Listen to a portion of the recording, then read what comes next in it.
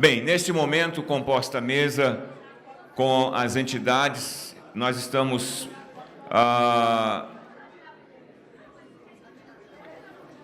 solicitando a presença do presidente do Unafisco, Kleber Cabral. Se estiver nos ouvindo, alguém que possa nos dar uma orientação sobre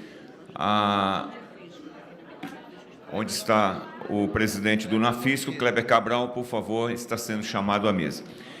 Com a palavra, neste momento, o deputado Décio Lima, líder da oposição e autor da PEC 186.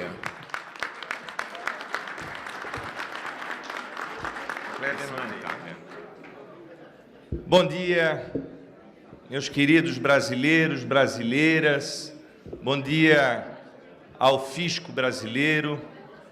Bom dia a esta estrutura imprescindível para o povo brasileiro em todas as suas instâncias do modelo republicano brasileiro, seja do Estado, da União e dos municípios. Eu queria, de forma muito efusiva, cumprimentar a mesa que praticamente aglutina todas as entidades que protagonizam a luta dessa estrutura importante do Brasil, do Estado brasileiro e do modelo republicano. Saudar o presidente da FENAFISCO, o companheiro Charles Alcântara, nosso presidente, que tomou a iniciativa em primeiro momento deste evento e, de forma extraordinária, aglutinou todas as entidades representativas do fisco brasileiro nas suas diversas instâncias. Cumprimentar a Rosângela Rassi, nossa diretora de Cultura do Sindicato Nacional dos Auditores Fiscais do Trabalho. Cumprimentar a Maria Cândida de Carvalho, nossa primeira vice-presidenta do Sindifisco Nacional, aqui representando o amigo, companheiro Cláudio Damasceno. Cumprimentar o Carlos Cardoso Filho, da FENAFIM, da nossa Federação Nacional dos Auditores Fiscais de Tributos Municipais. Cumprimentar o Floriano Martins Saneto, nosso representante da Associação Nacional dos Auditores da Receita Federal do Brasil.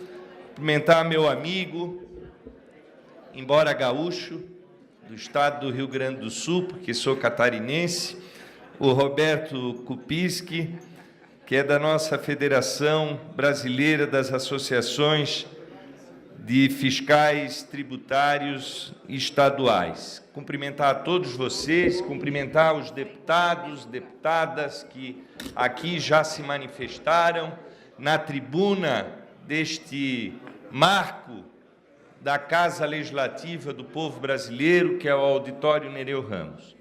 Eu quero primeiro aqui dizer para vocês de que este dia 13,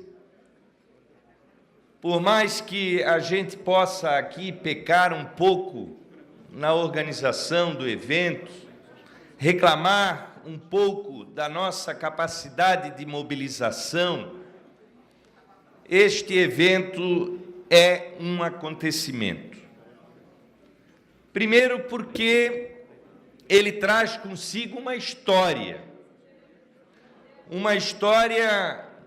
que foi construída dentro de um conteúdo, e um conteúdo que permite que esta categoria, como aqui já disse, imprescindível em toda a sua pluralidade para o Estado brasileiro, para a República Brasileira, ela dá uma lição espetacular ao Brasil.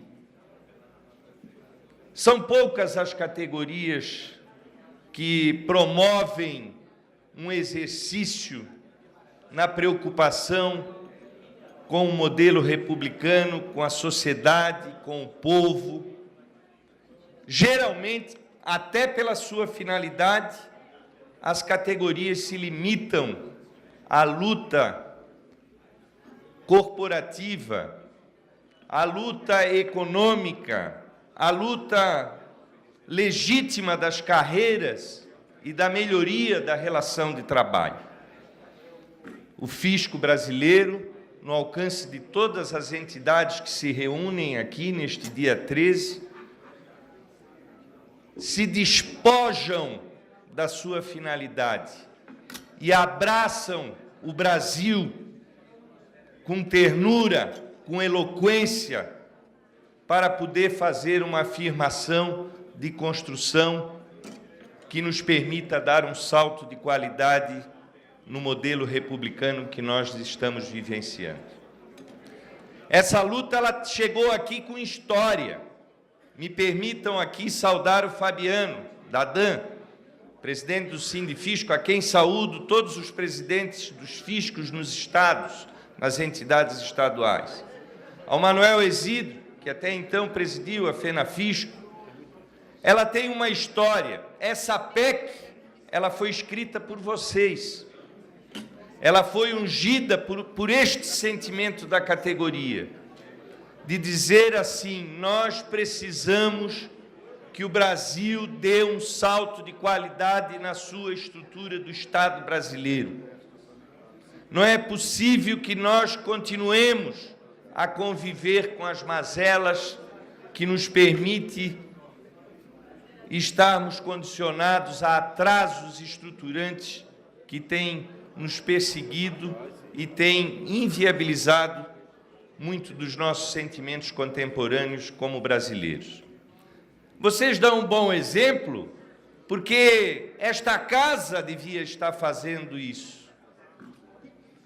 Esta casa devia estar promovendo essa preocupação de também se auto-orientar na vida pública brasileira, neste momento que o Brasil está vivendo, de profunda criminalização do processo político, da vida pública, e que nos permite olhar definitivamente que algo está errado.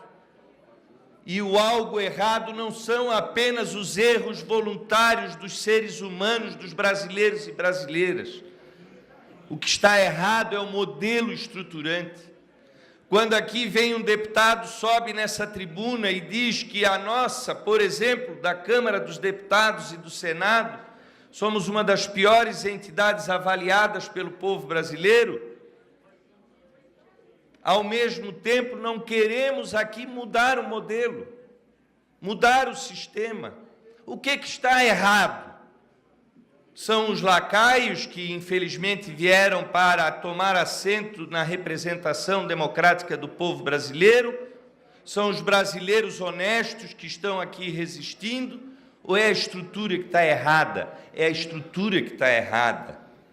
Nós não nos sentimos, e nem o povo tem esse sentimento, de estarmos representando o povo brasileiro. E aí está aqui o fisco. Está aqui o fisco debatendo e dizendo, na escrita de uma emenda constitucional, de que nós precisamos mudar o Estado brasileiro. Não é só este exemplo limitado à autonomia do fisco, que nós defendemos como um sentimento de poder fazer uma verdadeira revolução nas estruturas do Estado brasileiro. Não é apenas isso.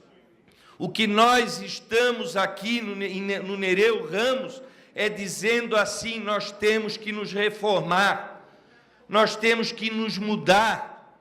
Não é possível continuarmos na mesmice e no convencional. Não é possível continuarmos nas sombras, aqueles que podem protagonizar, como vocês estão protagonizando, a esperança da mudança. Eu fui perguntado aqui por um auditor fiscal, há um mês atrás, se era viável fazer esse debate aqui no Nereu Ramos. Se o momento é esse, tu não te preocupa que eu não faço delação premiada. Se o momento era esse, é que ele já logo olhou para mim. se tinha ambiente. Gente, se nós não construirmos esse ambiente, se nós não colocarmos a esperança nos nossos corações, se nós não resolvermos ser sujeitos da história, nós vamos estar contaminados pelos acontecimentos ruins.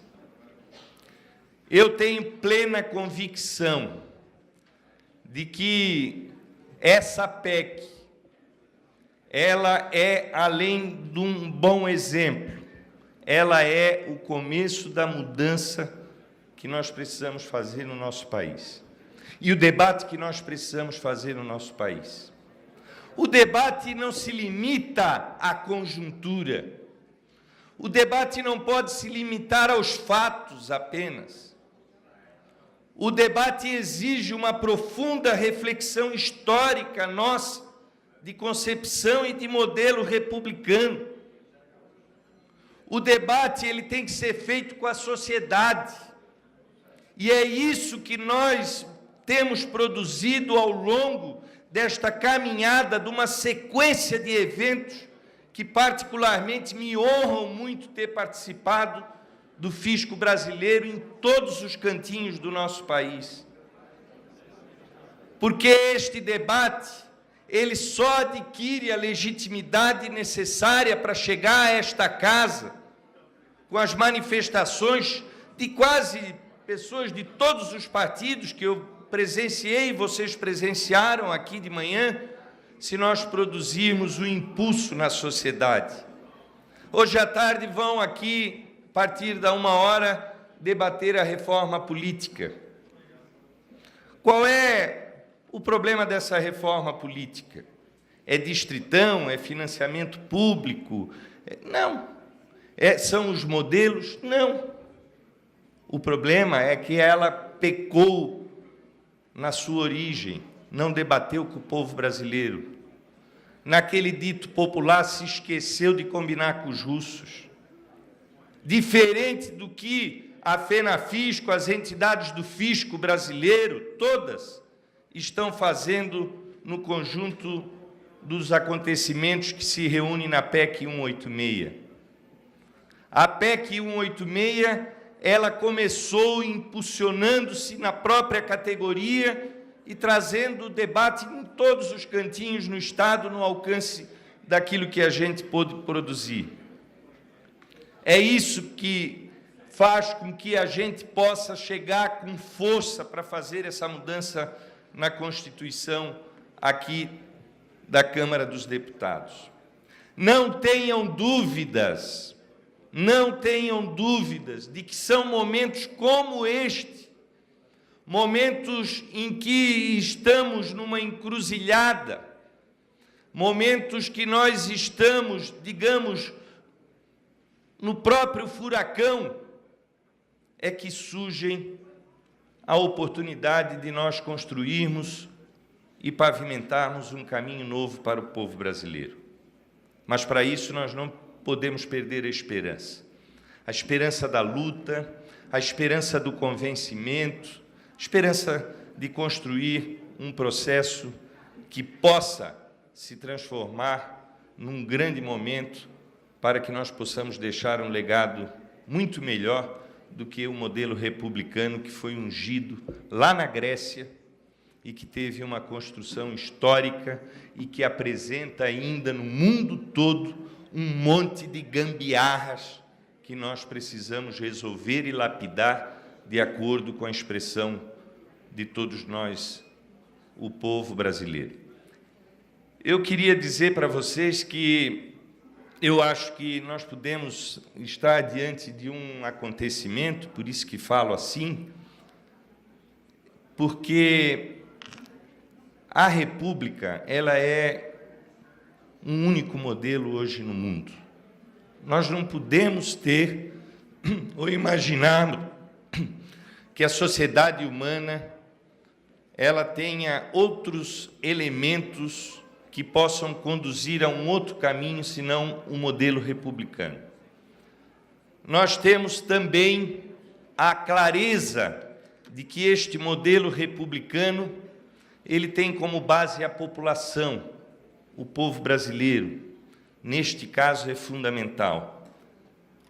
O modelo republicano, ele também exige a expressão que nós precisamos dar no conceito do Estado. Eu fico muito triste quando as pessoas falam de Estado pequeno, que hoje está muito em voga, não só no Brasil, mas no mundo inteiro. O Estado tem que ser pequeno, o Estado tem que se retirar, o Estado atrapalha, o Estado tem que ser mínimo. Não é essa a regra que construiu os processos de solidariedade humana, de melhor divisão da riqueza. É justamente ao contrário. O Estado tem que ser forte.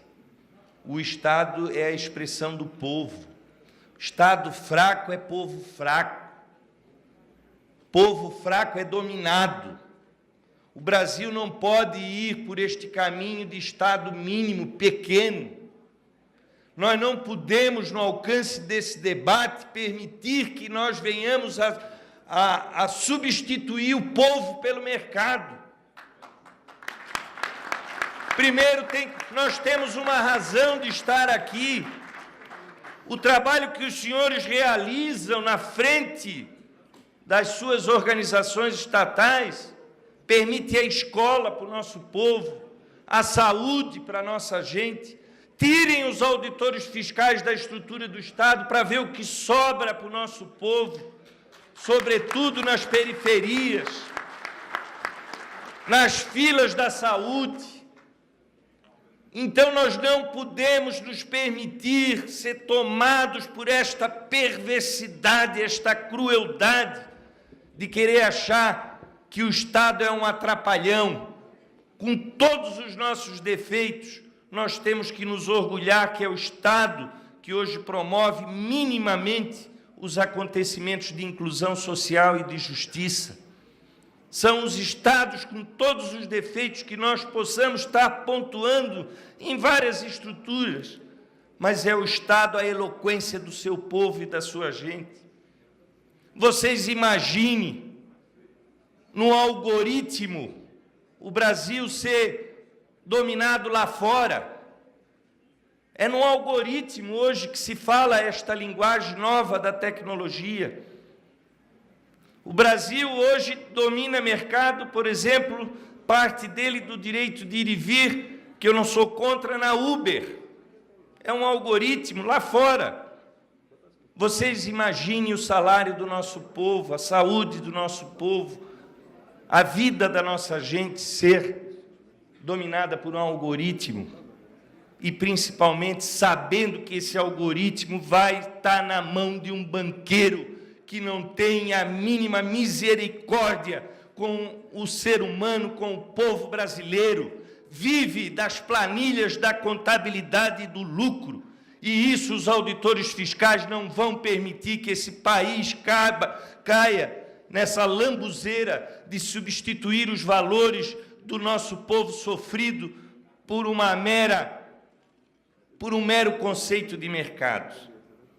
Por isso que nós estamos realizando aqui no dia de hoje, no dia 13, é um acontecimento, meus queridos. Se orgulhem de estarmos aqui, se orgulhem porque nós vamos, o fisco brasileiro, acordar este Congresso. Nós temos condições de fazer com que esta PEC não tenha partido, não seja de autoria de um deputado, mas ela seja um caminho de esperança que todos possamos ter, neste momento, a serenidade para encontrar soluções para as grandes crises e os problemas do povo brasileiro. Viva o fisco brasileiro! Obrigado.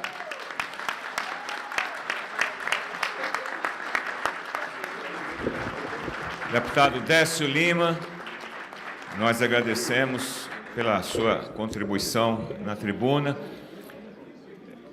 Queremos registrar, agradecer e convidar à tribuna para fazer uso da palavra a deputada Keiko Ota. Deputada, por favor, com as nossas boas-vindas, já agradecendo pela presença, a participação, sabemos que a sua agenda também hoje, assim como de todos os parlamentares, está extremamente intensa. Sua contribuição, deputada. Bom dia bem grande a todos e a todas. Quero ser breve, mas dizer uma coisa do meu fundo do coração. O Brasil, ele está sendo passado a limpo. E eu acredito que tudo na natureza tem uma certa ordem, um equilíbrio. E o Brasil está sendo colocado, né, no equilíbrio. Por isso que, para mim, estar aqui junto com vocês é de extrema importância, né? Deus corrigindo o destino do povo brasileiro através da lei da natureza. E também precisamos da ação de todo o fisco para controlar, né, a entrada e a saída de tudo nesse Brasil, para moralizar e trazer de volta a confiança da economia e também para gerar empregos. Mas, para isso, nós temos que fazer um reforço concentrado. E, ultimamente, eu tenho convivido muito com os auditores fiscais aqui, e eu vejo o carinho, o tanto que eles podem ajudar esse país a voltar a crescer, tornar mais humano. Então, olha, conte sempre comigo. Juntos, nós podemos fazer muito. E vocês têm um papel fundamental para que nosso Brasil torne cada vez mais fraterno, melhorando a qualidade de vida das pessoas. Então, sempre estarei ao lado de vocês, junto de vocês. Contem sempre comigo. E muito obrigada pela oportunidade de estar aqui dirigindo algumas palavras.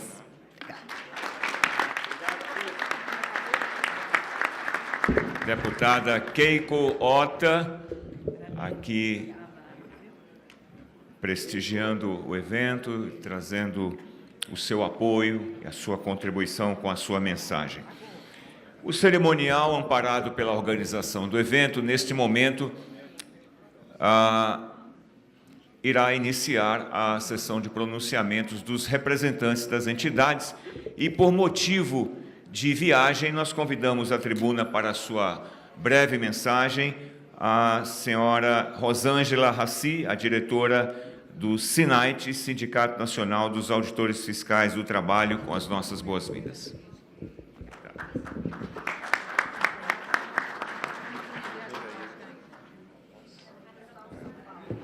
Bom dia. Agradeço a deferência da mesa e justifico esta necessidade do SINAIT, Sindicato dos Auditores Fiscais do Trabalho, ter que sair de imediato, é que nós estamos realizando durante toda essa semana, em Natal, o nosso 35º Encontro Nacional dos Auditores Fiscais do Trabalho. E, na condição de diretora, eu participo da organização do evento, então, se faz necessário já voltar correndo lá para Natal. Então, agradeço esta deferência.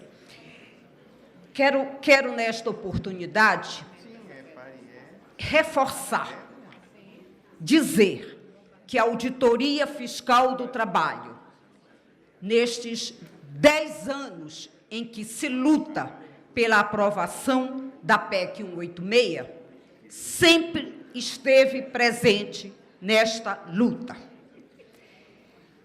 Faço esta referência porque sabemos que aqui e acolá se coloca o questionamento: o que a Auditoria Fiscal do Trabalho tem a ver com o fisco? Tem tudo a ver com o fisco, senhores.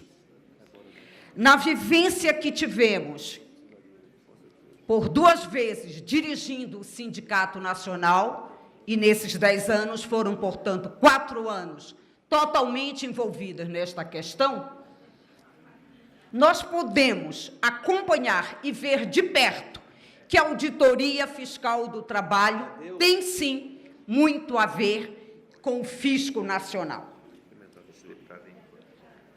Por quê?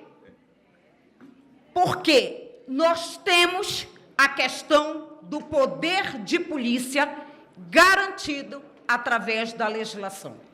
E somente as carreiras essenciais ao Estado têm este poder de polícia.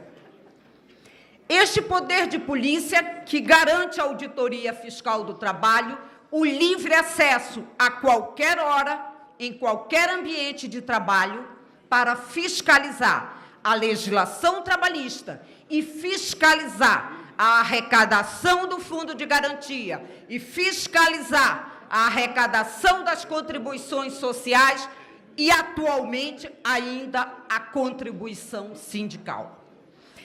Esta arrecadação do FGTS, senhores, esta fiscalização da Auditoria Fiscal do Trabalho, nos últimos 6 anos, foi responsável pelas ações regressivas acidentárias em mais de 10.000 acidentes de trabalho analisados, que recuperaram mais de 850 milhões para os cofres públicos.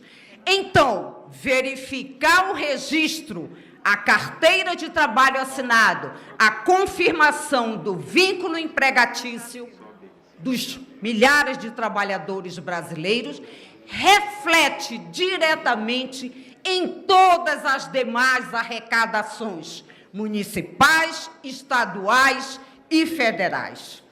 A Auditoria Fiscal do Trabalho combate as fraudes, tais como a pejotização, onde pessoas jurídicas substituem de maneira fraudulenta o contrato de trabalho.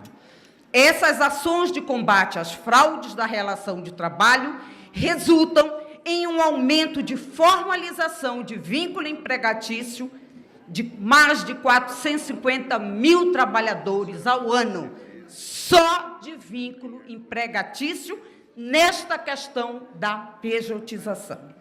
Portanto, além da arrecadação do FGTS e da contribuição social, a atuação da Auditoria Fiscal do Trabalho vem aumentar significativamente a arrecadação de outros tributos e contribuições nas demais esferas do nosso país, federal, estadual e municipal. Eu quero aqui também ressaltar a questão do trabalho escravo. A PEC 186, ela garante autonomia para combater a sonegação, a corrupção e o trabalho escravo.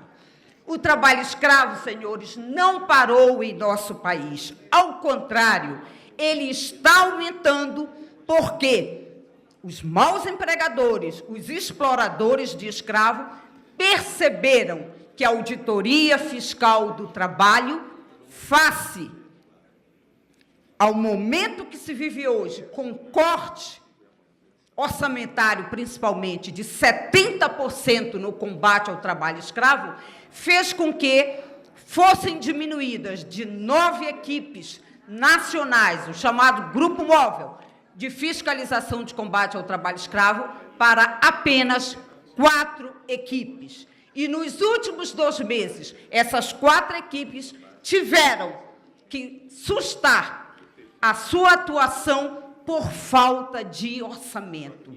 Então, a PEC 186 tem tudo a ver com a fiscalização do Ministério do Trabalho. Tem tudo a ver para melhorar as condições de vida neste país, melhorar a arrecadação neste país, para que isso retorne ao cidadão, retorne à população e torne o povo brasileiro mais feliz e com uma dignidade garantida. Então, eu agradeço esta oportunidade e reforço. A Auditoria Fiscal do Trabalho precisa continuar existindo e continuar atuando em conjunto com todas as demais carreiras que aqui estão representadas pelo Fisco Nacional. Obrigada pela a presença de vocês e pela atenção de vocês. Bom dia.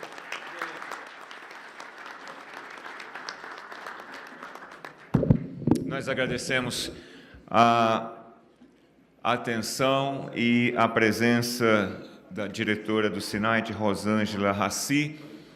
Queremos já de antemão desejar a ela uma viagem feliz e segura. Ela estará então, conforme anunciado, se retirando neste momento para cumprir a sua agenda de trabalho de viagem. Queremos registrar a presença, agradecer e convidar para ocupar assento à mesa o deputado Tadeu Alencar, que já encontra-se à mesa. Seja bem-vindo, deputado. E o deputado Ivan Valente, que está aqui na primeira fileira e, com as nossas boas-vindas, se dirigir à mesa de honra deste seminário. E convidamos a tribuna para a sua contribuição. Deputado Tadeu Alencar, por favor, deputado. Nós sabemos que os parlamentares têm uma agenda muito cheia no dia de hoje, então nós vamos sempre primar pela participação e contribuição dos parlamentares na tribuna. Bom dia, deputado. Bom dia a todos e a todas. Eu quero cumprimentar aqui a mesa, em nome do autor desta PEC que estamos aqui conversando, o deputado Décio Lima. É um orgulho, Décio, participar junto com você, um parlamentar de grande credibilidade e respeitabilidade aqui no Congresso Nacional, junto com o nosso companheiro também, Ivan Valente, do PSOL. É uma alegria cumprimentar todas as entidades aqui, em nome de Cândida e de Carlos Cardoso. Uma alegria aqui estar em mais um embate, uma luta que nos tem feito sempre estarmos juntos em muitos momentos. Esse é um momento particularmente delicado da vida brasileira. Há nitidamente um ataque aos servidores públicos e há uma visão de funcionamento do Estado brasileiro. Não é só os servidores, mas é uma visão de um liberalismo exacerbado, uma visão que entende, num país de dimensões continentais como o Brasil e de problemas também continentais, de desigualdades enormes, de miséria, de pobreza, de fome, uma visão que acha que o Estado deve ser o mínimo possível, e essa é uma visão que a gente tem que combater muito fortemente. E ela vem se traduzindo, à luz de iniciativas do governo do presidente Michel Temer, que tem trazido a necessidade de uma grande capacidade de resistência de todos nós. Primeiro, numa pauta na qual a sociedade não se enxerga, uma pauta que, muitas vezes, envelopada numa discussão que é importante fazer, na reforma da Previdência. É óbvio que um item que impacta tão fortemente as finanças públicas como a Previdência no Brasil, no momento em que o país envelheceu, essa é uma discussão indispensável, que deve ser feita de forma honesta, que deve ser feita de forma sensata, olhando para o conjunto da sociedade brasileira e não apenas com os interesses desse Deus sagrado a que se costuma chamar o mercado. Da mesma forma, em relação a outros temas, como no limite de gasto, que é claro que até uma dona de casa sabe que não se pode gastar mais do que se tem de receita, e, no entanto, se faz de uma proposta positiva de equilíbrio das contas uma agressão a um país que tem ainda os problemas que tem o Brasil, congelando por 20 anos os gastos, mas deixando de fora, naturalmente, o pagamento dos juros da dívida, o serviço da dívida, que, obviamente, não teria sensibilidade dessa visão do Estado mínimo. E assim foi com diversos outros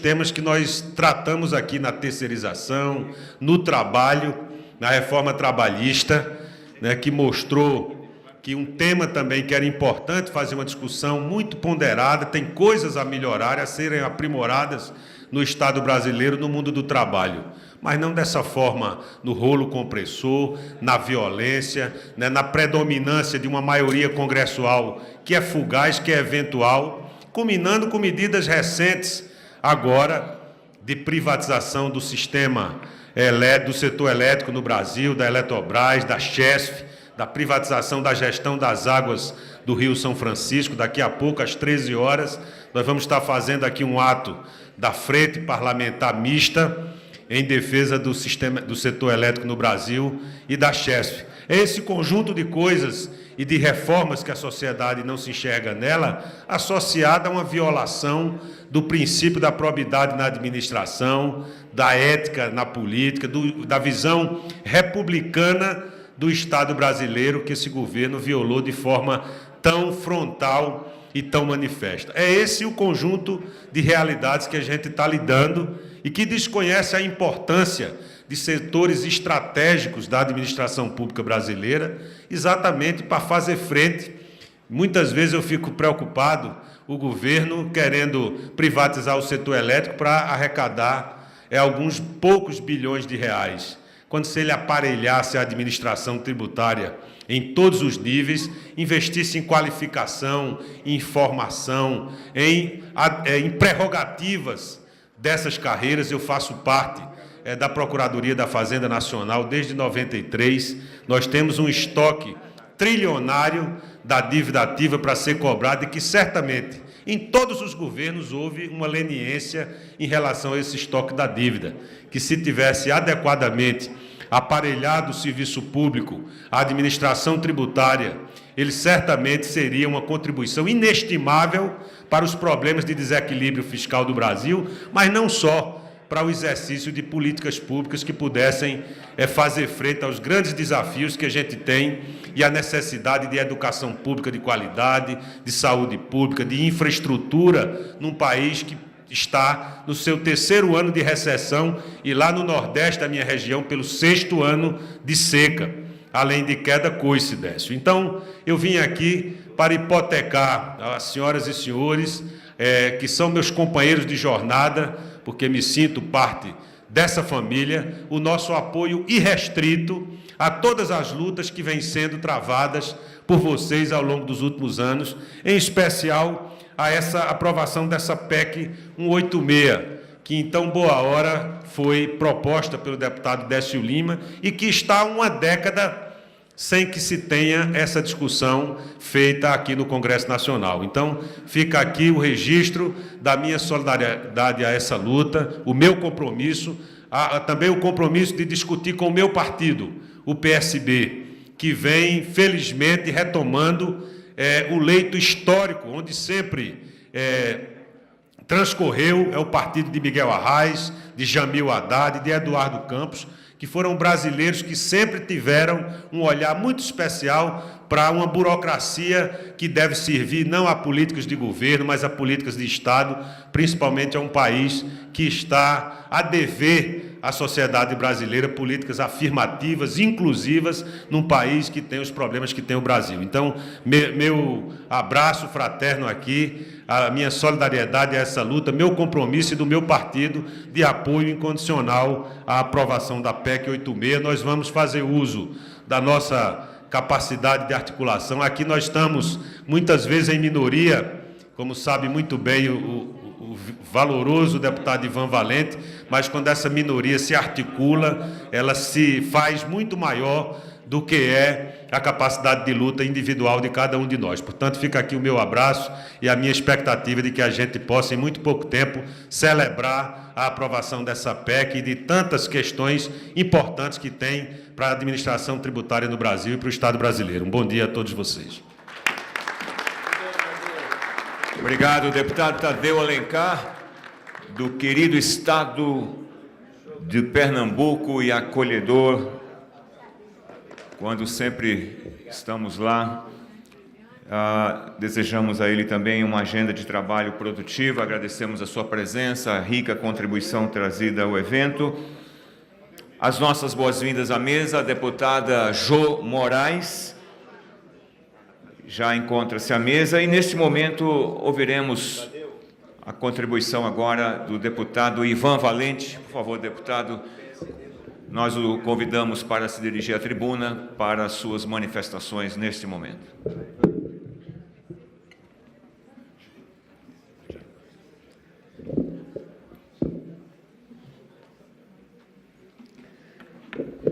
Bom dia a todos e a todas. Queria falar da nossa alegria em estar aqui nesse fórum com vocês, todas as entidades do Fisco que eu queria cumprimentar, que estão presentes à mesa, e todos aqueles que participam desse evento. Deputado Décio Lima, autor da PEC 186, que eu quero cumprimentar pela atualidade da PEC, né? E dizer a vocês que o momento é de imenso retrocesso político. A gente tem que partir disso, mas exatamente porque um golpe institucional não foi dado apenas para substituir governo. É que atrás dele tinha um projeto de aprofundamento da lógica do Estado mínimo. E o que nós estamos assistindo no Brasil é um desmonte do Estado brasileiro. Não é pouca coisa você passar aqui no Congresso Nacional uma emenda constitucional que fala em congelamento de gastos por 20 anos. 20 anos, são 5 governos. Não é pouca coisa se anunciar de um dia para o outro que nós vamos privatizar 60 ativos nacionais, entre as quais a Eletrobras, a Casa da Moeda, os aeroportos, as rodovias, as ferrovias, tudo isso está à venda. O Brasil está à venda na Bolsa de Valores. Um governo que está atingido no coração pela corrupção, é só pegar a capa da Folha de São Paulo de hoje. Este mesmo governo está aí andando, completando o governo, e a Bolsa de Valores está batendo recordes. Ou seja, o mercado financeiro está especulando com isso. Então, essa é a realidade que nós estamos vivendo. Mas é exatamente disso que eu quero falar para vocês. Essa situação não só deve mudar, como ela vai mudar em algum momento. Então, nesse momento, você falar em PEC 186, você falar em fortalecer o Estado brasileiro, fortalecer o combate à corrupção, à sonegação, ao trabalho escravo, para esses que estão no poder, soa como algo muito distante, mas não para a população. Eles não estão falando que o caixa está vazio, então precisa combater a sonegação fiscal. Mas, ao contrário, eles estão fazendo o refis, do refis, do refis. Eles não arrecadam porque são eles mesmos, 76 deputados aqui, que devem ao fisco, ou são testa de ferro de empresas que devem ao fisco. Fala em cobrar a dívida ativa aqui nessa casa e ninguém se mobiliza, mas a sociedade pode entender esse recado.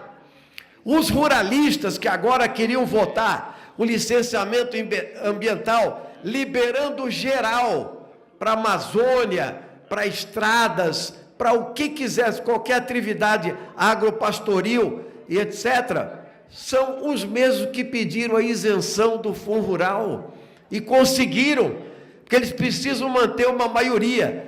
Mas a verdade é a seguinte: nós temos que ter um projeto para a nação brasileira, para o Estado brasileiro. E é por isso que nós propusemos, com o apoio das entidades do fisco, a auditoria da dívida pública brasileira. Eles não querem que tenha auditoria, porque nós vamos escancarar para a sociedade brasileira os contratos fraudulentos que foram feitos, de especulação financeira, de cobrança de juros sobre juros. Tudo isso foi feito, a dívida pública brasileira saltou de 6 bilhões para 3 trilhões e 400 bilhões de reais hoje, a dívida pública brasileira. O orçamento brasileiro vai para pagar juros. Você não pode ter uma previdência pública no nosso país para atingir e distribuir renda para milhões de pessoas, mas você gasta 510 bilhões de reais em juros por ano.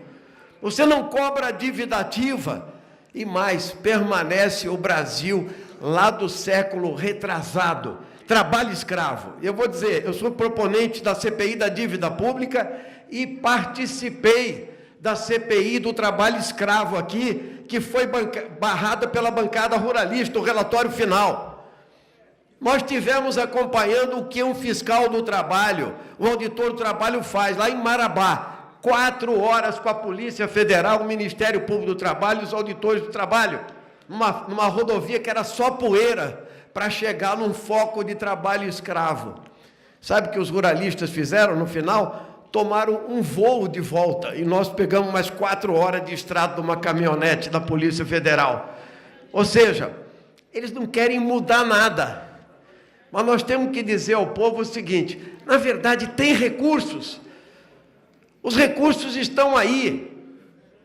É só fazer uma auditoria da dívida pública e cancelar os contratos fraudulentos.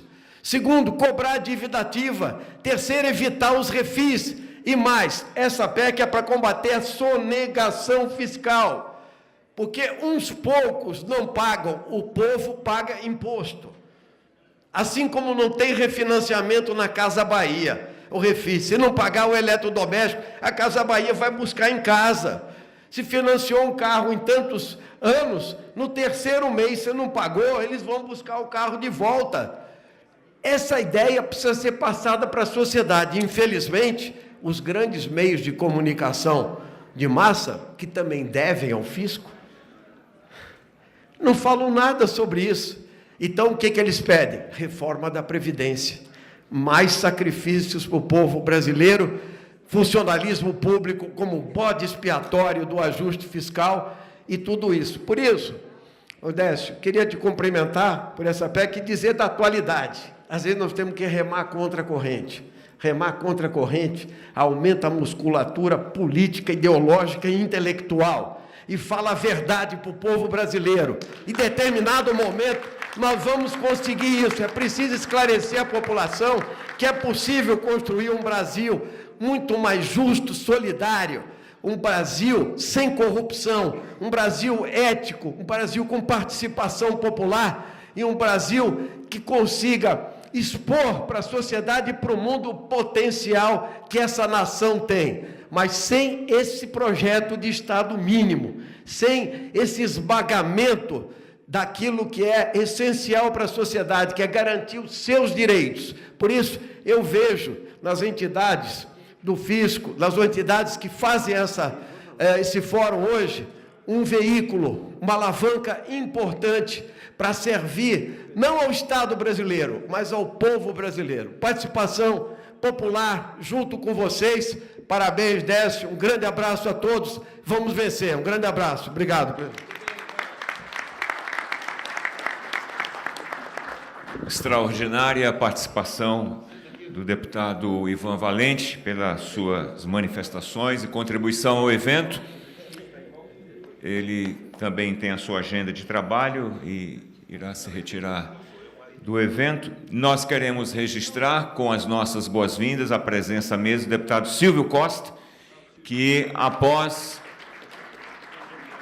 o pronunciamento neste momento da deputada Jo Moraes, nós ouviremos a sua contribuição. Deputada Jo Moraes, por favor.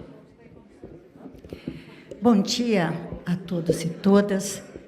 Queria dizer que chego com um pouco de atraso, porque estava com 2 agendas desafiadoras. A primeira, de aprovar na Comissão de Minas e Energia um projeto de decreto legislativo que susta o leilão da CEMIG. Evidentemente, estamos enfrentando a oposição de vários setores, inclusive do Tribunal de Contas da União, que obrigou a União a suspender as negociações e os entendimentos. Tive também uma sessão solene de homenagem aos 50 anos de morte de João Guimarães Rosa. E, nesta sessão, o destaque maior, pela convocação, era a dimensão de ser o Guimarães Rosa também ter sido um capitão médico da Polícia Militar, e a sessão solene contava com uma grande presença da PM do Distrito Federal. Registro isso porque, se nesse momento da sessão solene, simbolicamente, se buscava criar um clima diferente para os desafios, esta sessão solene, deputado Décio Lima, é também uma contracorrente na lógica que quer se instalar neste país de desconstrução do Estado Democrático de Direito, de desconstrução de um projeto de país soberano com igualdade. Falo isso porque, exatamente ontem, o governo apresentou uma medida provisória de renegociação de débito. Os débitos com a ANS, a ANP, o DNPM e o IBAMA, dá monta de 135 bilhões de renegociação. E nos anexos do próprio governo ele dizia, nós podemos alcançar uma adesão de 11%. Dos 135 bilhões, provavelmente uns 18 bilhões seriam de empresários que iriam anexar. Esta medida provisória é um projeto de renegociação, um dos 4 em tramitação nesta casa. E este governo quer dizer que enfrenta uma crise fiscal, que quer ampliar a arrecadação, cortando gastos sociais, da assistência social, da defesa nacional, e retendo e impedindo que se vote aquilo que é essencial, o órgão que pode efetivamente combater a sonegação fiscal deste país, que são vocês.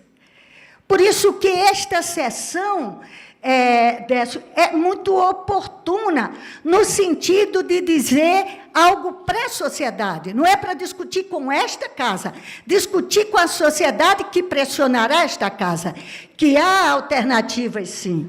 Que se existe uma crise fiscal, nós não vamos discutir aqui as razões que levaram a esta crise fiscal, nós estamos vivenciando uma alternativa absurda do governo, que quer, em primeiro lugar, desconstruir toda a institucionalidade deste país, com a PEC do teto dos gastos, com a mudança do papel da Petrobras na exploração do pré-sal, com a alteração no papel das estatais, um conjunto de medidas que desconstrói o resultado mínimo do processo constituinte de 1988. E para que eles querem desconstruir este modelo? Porque eles querem implantar um outro tipo de modelo, um outro tipo de institucionalidade que sirva ao projeto neoliberal e ao projeto neocolonial. Veja a RENCA, veja os movimentos que vão se realizar entre as Forças Armadas na Amazônia e veja movimentos que, aparentemente, buscam ter uma situação de paz com a Venezuela e a própria ameaça da segurança de nosso país. Por isso que eu considero esta sessão uma sessão fundamental, porque sinaliza para fora, no momento de angústias, de falta de perplexidade da sociedade, de instabilidade institucional, que as instituições se degladiam.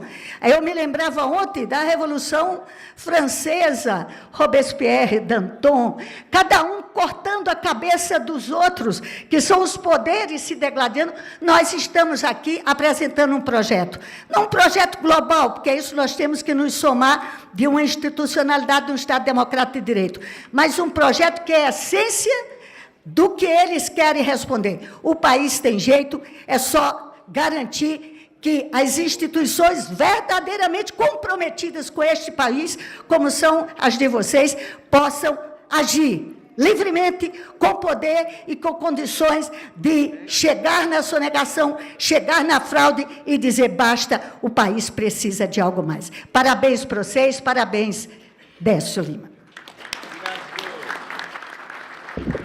Rica participação da deputada Jo Moraes, a quem agradecemos pela sua presença, e também queremos agradecer a presença dos representantes do Sindafisco Rondônia, prestigiando este evento. Deputado Silvio Costa, do nosso lindo Pernambuco, a sua contribuição. Seja bem-vindo. Bem, bom dia a todos e a todas. Olha, sempre que eu tenho a oportunidade de conversar um pouco com um público de classe média, um público formador de opinião, como esse que está aqui, eu começo logo dizendo uma coisa, que a maior sonegação que a gente tem no país hoje, lamentavelmente, é a sonegação da cidadania. Veja, de repente a classe política brasileira virou uma espécie de genie. Você olha para o Congresso Nacional, qualquer pesquisa que você faz, o Congresso Nacional é literalmente odiado, e essa é a palavra. Mas aqui no Congresso Nacional existe muita gente ruim, mas também existe muita gente boa, gente séria. O que eu chamo de sonegação da cidadania é o seguinte: a gente vive numa sociedade que o cara vai para a rua e esculhamba, desculpa a palavra chula, esculhamba a classe política, combate a corrupção, mas ao mesmo tempo que essa pessoa faz isso na rua, ela vai ao médico e quando chega no médico, o médico pergunta com nota ou sem nota. Muita gente já presenciou ou tomou conhecimento desse assunto.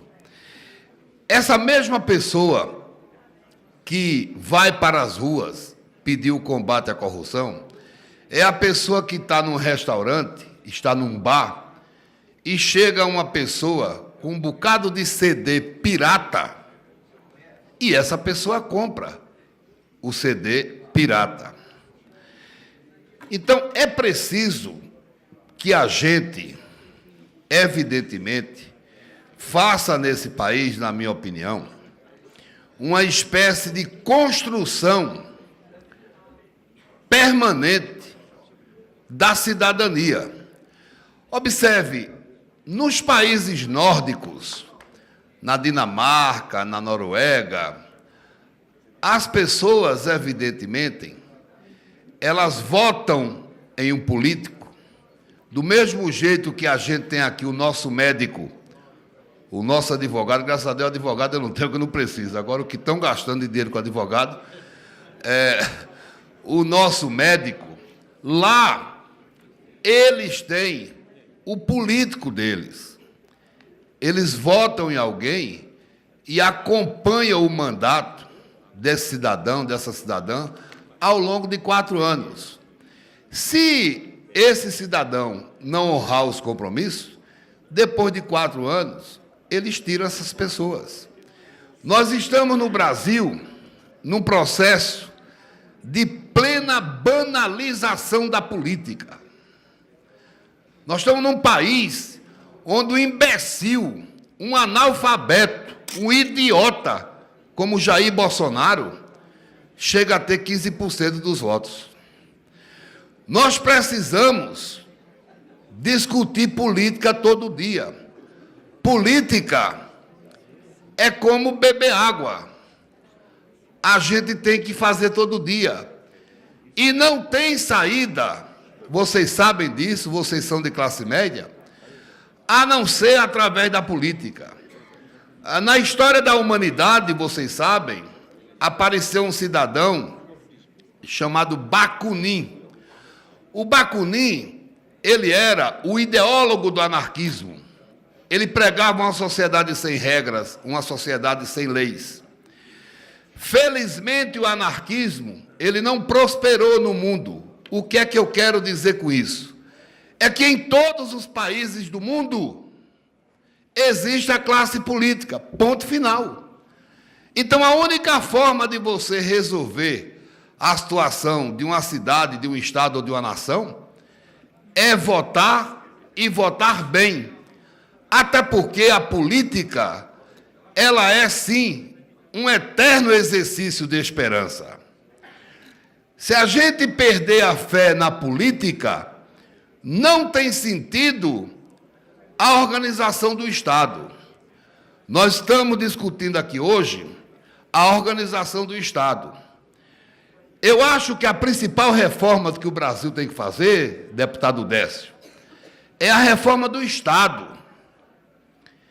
Eu cheguei aqui em 2007, eu tenho aqui um projeto que está arquivado desde 2007. E não anda. Eu vou dizer rapidamente para vocês o que é o projeto. Primeiro, eu quero dizer uma coisa para vocês. Eu tive um pau na época do impeachment, porque eu defendi a presidente Dilma com muito orgulho, com muito prazer. Chegou um cara que tinha mais ou menos uns 65 anos. Você está defendendo, eu sou procurador do Estado de Pernambuco e sei o que é isso. Eu digo, tudo bem. Como é que você entrou no Estado? Como é que você virou procurador do Estado? Não, como eu sabia que ele tinha entrado por uma indicação de um político. Como é que você virou procurador do Estado? Não, sabe por quê, meu irmão? Você virou porque você era parente de fulano de tal e o cara lhe indicou. Isso é um ato de corrupção. Antes da Constituição de 88, como é que as pessoas, a maioria, entrava no poder público com a indicação de um político? Se vocês quiserem, pegue o Diário Oficial, véspera da promulgação da Constituição de 88, pegue o Diário Oficial da véspera e vocês vão ver no Brasil inteiro, Prefeitura, Estado e União, quantas pessoas, se tem alguém aqui que entrou assim, me desculpe, quantas pessoas entraram dessa forma. Paris, a Cidade Luz, tem 8.000 servidores públicos. Recife, a cidade que eu moro, tem 28.000 servidores públicos. Pernambuco, está ali um pernambucano, tem 180.000 servidores públicos. Então, quem é que foi irresponsável por o Brasil ter chegado nessa situação? Foi o presidente Lula, com as políticas de inclusão social? Foi a presidente Dilma, quando fez a política de desoneração, que Manteiga exagerou, fez uma desoneração de 400 bi? Não! Isso vem lá de trás. Foi parte dessa canalha que está aí no poder, que se viu a ditadura militar, que colocou gente de rodo no poder público. Então, a grande reforma que a gente tem que fazer, na minha opinião, é a reforma do Estado. Quando você olha para a receita do Estado, pessoal, isso a gente tem que ter coragem de discutir. Vocês sabem disso. Deputado Décio, uma das referências dessa casa, homem de bem, correto, faz bem para o Brasil ter um deputado com a qualidade intelectual, técnica e o caráter de Décio aqui. Mas veja, eu vou pegar só o exemplo do Estado. Você pega qualquer Estado do Brasil. Da receita corrente líquida do Estado, 6% vai para o Poder Judiciário pagar pessoal. 6%. 3% vai para a Assembleia e o Tribunal de Contas pagar pessoal. Já são 9%. 2% vai para o Ministério Público pagar pessoal. 49% para o Executivo pagar pessoal. Da receita corrente líquida do Estado, 60% é gasto com pessoal. Observe que os prédios mais bonitos do Brasil são do Poder Judiciário. Sabe por quê? Porque de cada 10 deputados dessa casa, 9 têm medo do Poder Judiciário. Quando chega na época do orçamento, os caras vêm para cá, pressionam para aumentar recursos para fazer essas construções.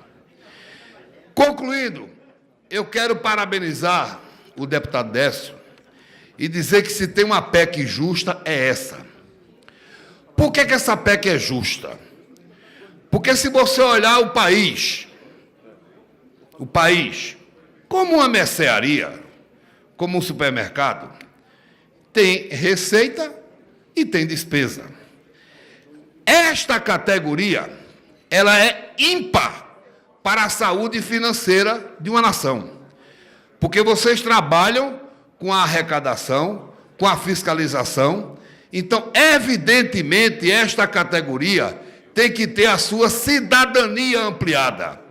E o que a PEC 186 propõe é a ampliação da cidadania desta categoria. Então, vocês podem contar comigo, com o meu trabalho e com o meu voto. Muito obrigado.